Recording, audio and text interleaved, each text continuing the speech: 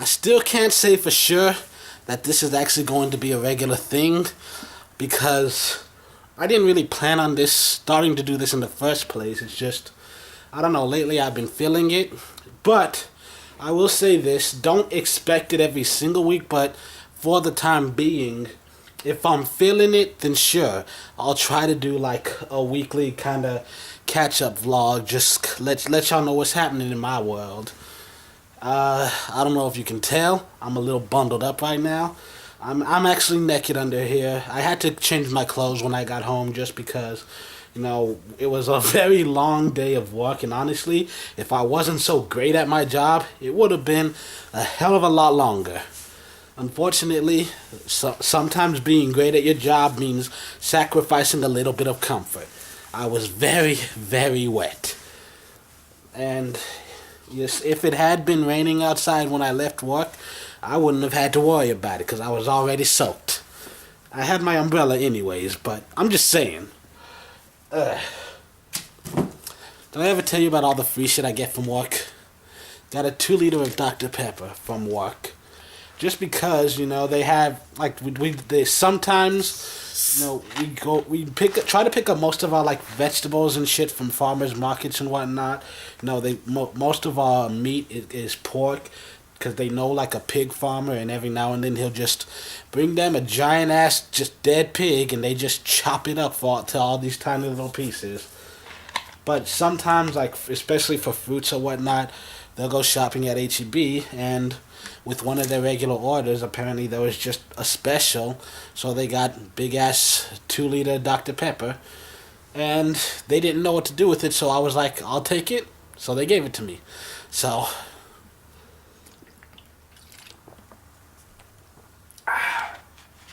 not the biggest fan of Dr. Pepper, but fuck it, everything tastes better when it's free. I also got the 3rd week in a row that I got to take 3 duck eggs home, and I'm going to Monday continue practicing my omelet skills. It's one of the few things I do well. I can do some basic Italian dishes, like pasta, sauce. It's not that complicated. Like I won't get too fancy with the seasonings. Like I said, it's the most basic recipes. And I can do an omelet. Other than that, my cooking is just throw shit in a pot and pray. Nah.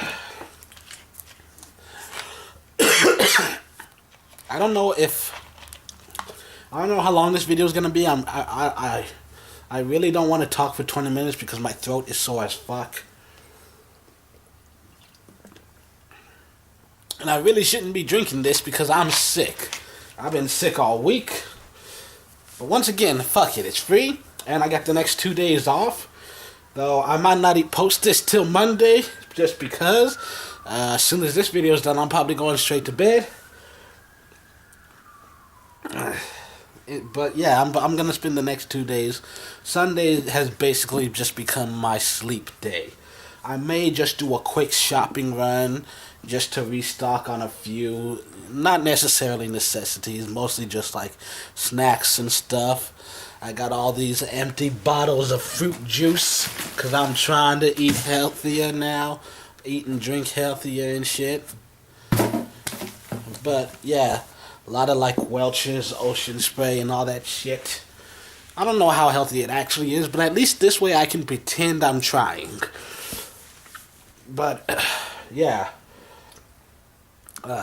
these past few days have especially been hell. Cause like I wake up on Monday and that was like the first real sign of disease. Because I don't know, it was like I went to bed at like 2 in the morning and then I woke up at 4 in the morning and just had to run to the restroom to just piss out like 5 gallons of water. Because I don't know why, it just built up so damn quickly. And like it got better over the week, but yeah, for like Monday and Tuesday were especially bad because it's like take a sip of water, 10 minutes later, piss out an entire gallon. I didn't understand it. It's the first time that's ever happened to me. Not sure what's up with that. And then, as the week progressed, as that got better, other things started catching up. I mean, it is multiple things. There's the cold weather that just hits suddenly. Like I said, we go from basically 70s and 80s to just, holy shit, it's 40s and 60s. And lots of rain. And it's just, I think that sudden shift in weather definitely affected my body, not to mention the stress of constantly working 9-hour days. I don't know if I've been eating as well as I should, and also trying to start my own company, and my body's just a wreck right now. But yeah, as the peeing subsided, the headaches started, and then like I said, these past 2 days have been hell because just I've been trying my best to fight off migraines. I've had my sinuses have just been like, I haven't been able to breathe through my nose since Thursday. And even on Thursday, I think it was already getting bad, but at least I could try. But now, and especially today, today has been the worst kind of hell. Because I've spent like half the day just holding my fucking breath because I cannot get any air into my nostrils at all. But my throat has been so damn sore that every time I inhale, it's like 1,000 fucking needles just hitting the inside of my throat. I've been trying to drink mostly like warm tea. Maybe might make some hot cocoa tomorrow. And even if it's just like plain water, I'll try to keep it at least room temperature or higher. Like I said, right now, Dr. Pepper because fuck it. But tomorrow, I'm going back to taking care of myself. Don't worry, I'm going to take a cough drop before I go to bed. That should be good enough just to get me to fall asleep. And then once I'm asleep, the pain won't bother me as much. But yeah, these past 2 days, I've had so much trouble breathing, which when you're at a job where you're physically active and you're on your feet for 10 straight fucking hours, you kind of need oxygen. I've started feeling lightheaded these past 2 days, like especially as the night drags on. It's getting harder. I woke up this morning and I just felt like total shit. Almost had to call in to work. But I decided, you know what, it's Saturday. I just got to make it through one night. It's the biggest night of the week. I know that they definitely cannot handle this without me. So I don't want to leave them in the dark. I just got to power through for one damn day, and then I get 2 days off to just rest up and relax. But yeah, you might also be wondering, for those of you who have been here long enough, I'm a dishwasher professionally, and you might be like, you shouldn't work in a restaurant if you're sick. First of all, it's not as much of a problem now, but I've been working in restaurants. Like, I got my first job when I was 19. That was at a restaurant. Like, every paying job I've had has been dishwasher at a restaurant. And you know what? Back in the day when I was making minimum wage and barely scraping by, guess what? I couldn't afford a fucking day off. You can't do that shit. You fight through it. The only time I've ever taken any time off was like one day I was at work and I threw my back out and I asked to go home early because I couldn't even stand up straight. Barely even made it back home, and then spent the next 2 days just lying on the fucking floor in agony. Like that very first day, I barely even peed at all just because I couldn't even stand up to walk to the restroom. So I would just hold it in as long as I can, and then when I couldn't hold it in anymore, I would try crawling over, and sometimes I made it. A couple of times I just grabbed an empty bottle that was nearby. But other than that one thing where I was just not physically capable of performing it, I always go to work. Well, there was one time I called in sick, but that was a lie. I just wanted to stay home and watch anime. But the other times, yeah, I went, I fought through it, all kinds of sniffles and whatnot. One time I even had like a bad infection, like something got in my stomach, and I shit my pants. Like, it was this wet green shit that came out, and I kept going through. At some point, at one point, I just like took a short break, went to the restroom, took off my pants, took off my underwear, threw them in the trash, wiped my ass, put my pants back on, just went back to work. hoping that I didn't shit again, because I have no protection if it happens twice. Thankfully, I did not. So yeah, just for this one day, because I know we don't really have a backup plan over there for me. And even if they did, it just wouldn't be sufficient. I mean, I'm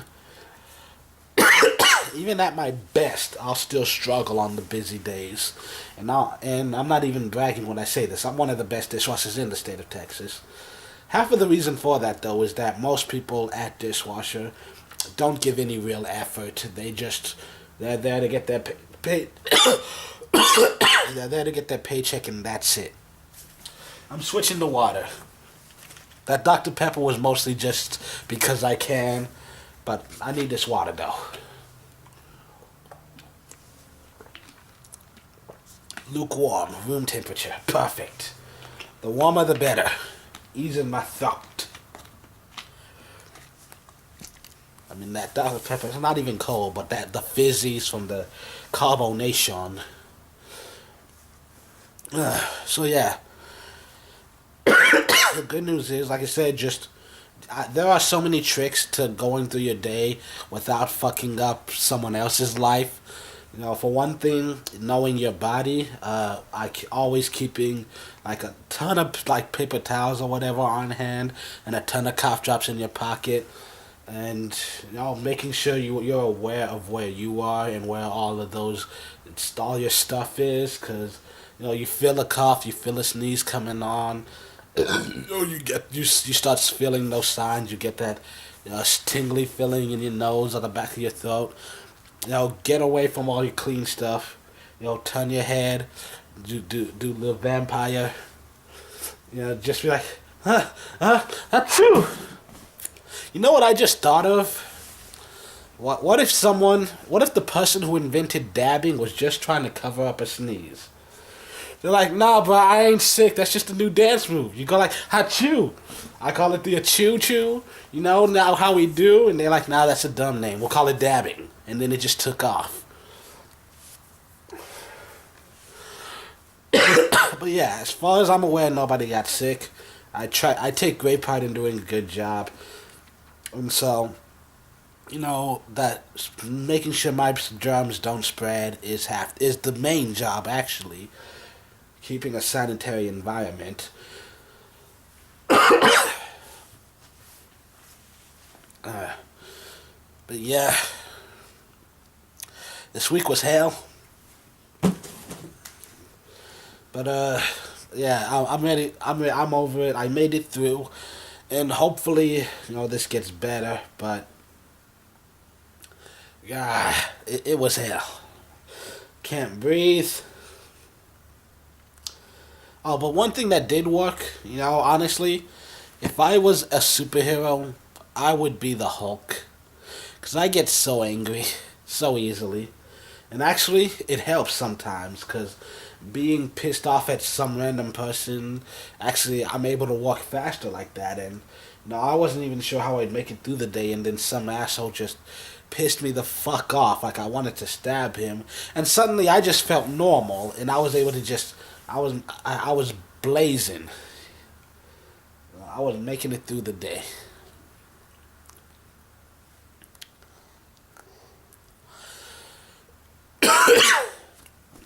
There's one more thing I want to talk about before I go. I'm cutting this off, but I'm working on my autobiography, and honestly, it's hard to tell. I might not put it out at all before 2019, but one thing I'm wondering is, should I change the names to protect the innocent? Because honestly, for the most part, I don't give a fuck. There are very few people who can sue me for defamation, because there are very few people I say anything negative about, other than my relatives, of course.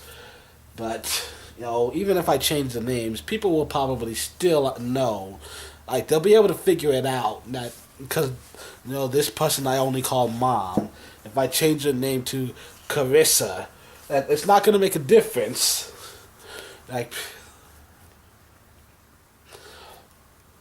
But, I try not to... I've gone out of my way to try not to mention say negative things about people. Just in general, Like, I'm focusing on the things that I felt have the biggest impact in my life, but not the people who treated me negatively. Because, like, I was picked on a lot, especially, like, in middle school and stuff, but I mentioned I was bullied. I talked about some of the ways that I was bullied, what they did to me, but I don't mention the specific names of the people who did these things. Because they're just not worth it to me. They are not worth it. Well, they're just not worth taking the time to talk about, to mention. Fuck them. Like, this thing that happened to me did affect me, but you are meaningless in my life. And you as an individual mean nothing to me. And honestly, the main reason I'm even asking this question is just because, like I said, the majority of people that I mention by name, I talk about them in a positive light, but there's one person that I just absolutely gush over, and it's this girl that I used to have a crush on in high school. And the reason I'm considering changing her name is that, just even though it's hard to explain, but like I said, even though I only say positive things about her, like, there are positive things that could potentially make her uncomfortable, and especially because, we live in a world of internet culture. I don't expect this to necessarily be, flying off the shelves, New York Times bestsellers, making Oprah's list. I have to be realistic and understand that I can spend all this time writing it, spend the money to print out a bunch of copies, and I won't sell a single one. I have to understand that risk. But I also need to be prepared for what could potentially happen in the future. If it does take off, if it does sell, because like with the internet, if I mention this girl by name, there might be people who are like, go look her up. Like, oh, this girl with this name who went to the same high school as me, born the same year as me. Oh, obviously this is her. And then they start harassing her. Like, so even if I do it in good nature and I'm saying positive things, like, they could still end up just making her life hell, and she ends up becoming a victim of all of this. And the only reason I'm talking about her is just because, like, it's funny, the majority of people, like at the time, like, I would have thought this was the most important thing that ever happened in my life. I would have thought, like, this random girl I had a crush on was the most important thing that happened in my life. But as I'm writing this book, I think about these things that happened, and I think about these people and realize I haven't thought about you since that day. I haven't thought about you since the last time we were in the same room together. When I didn't see you, you stopped existing.